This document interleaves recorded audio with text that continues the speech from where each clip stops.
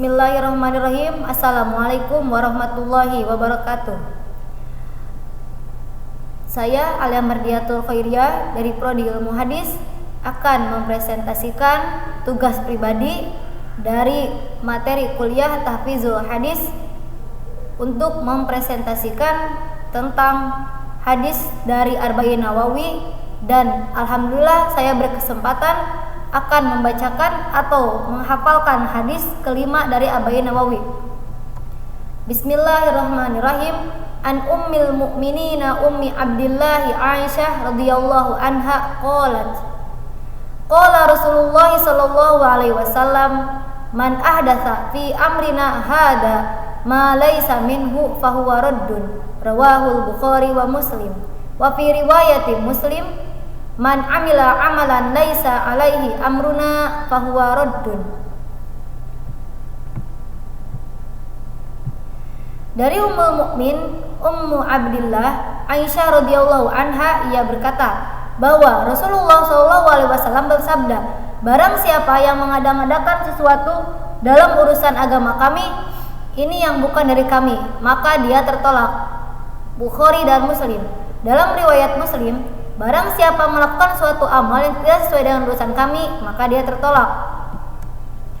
Mufradat hadis ini adalah ahdatsa mengada-ngada, raddun tertolak. Kata kuncinya dari hadis ini adalah raddun tertolak dan ahdatsa mengada-ngadakan. Sedangkan raddun menurut ahli bahasa adalah tertolak atau tidak sah. Kalau ahdatsa ini adalah mengada-ngada atau segala hal yang diada-adakan atau yang tidak Nabi contohkan.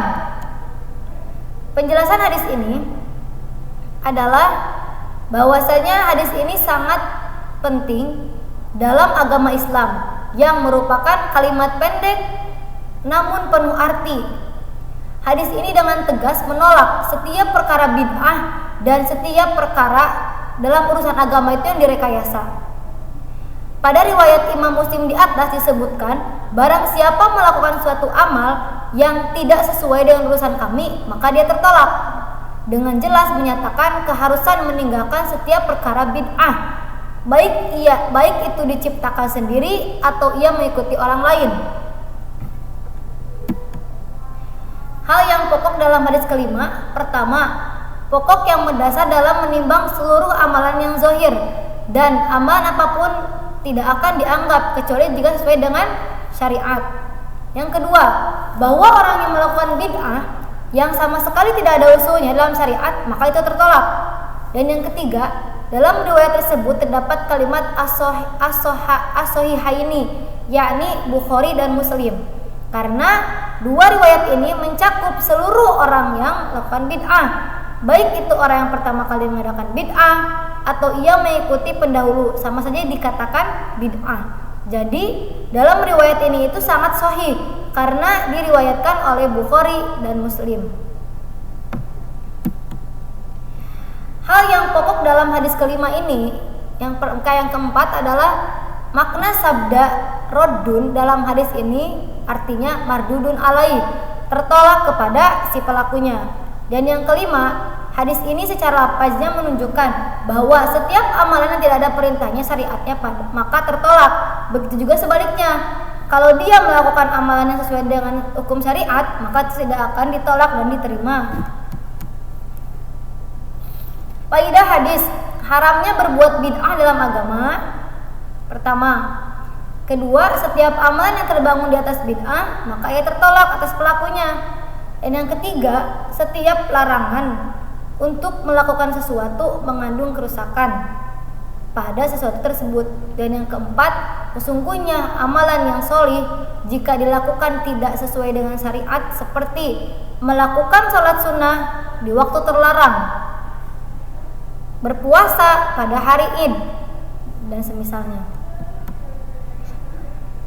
Kesimpulan dari hadis ini adalah hadis ini patut kita hafal, disebarluaskan dan digunakan sebagai bantahan terhadap kaum yang ingkar, karena isinya itu mencakup semua hal. Adapun hal-hal yang tidak merupakan pokok agama sehingga tidak diatur dalam sunnah, maka tidak tercakup. Dalam larangan ini contohnya seperti menulis Al-Quran dalam mushaf, pembukuan pendapat para ahli fikih yang bertaraf mujtahid, menerangkan permasalahan-permasalahan furu dari pokoknya yaitu sabda Rasulullah. Demikian juga mengarang kitab-kitab nahwu, ilmu hitung, faraid dan sebagainya yang semuanya bersandar kepada sabda Rasulullah SAW dan perintahnya. Kesemua usaha ini tidak termasuk dalam ancaman hadis di atas. Wallahu a'lam. Mungkin dicukupkan sekian presentasi hadis kelima dari Arba'in Nawawi ini. Mungkin apabila ada yang ingin bertanya, silahkan tanyakan di kolom komentar. Dan mohon maaf apabila dalam penjelasan saya ini ada yang salah atau ada yang kurang, mohon dimaafkan. Aktafi bihadzal qadri fa in asabtu minallah fa in akhtahtu min nafsi wa min syaitan. Wassalamualaikum warahmatullahi wabarakatuh.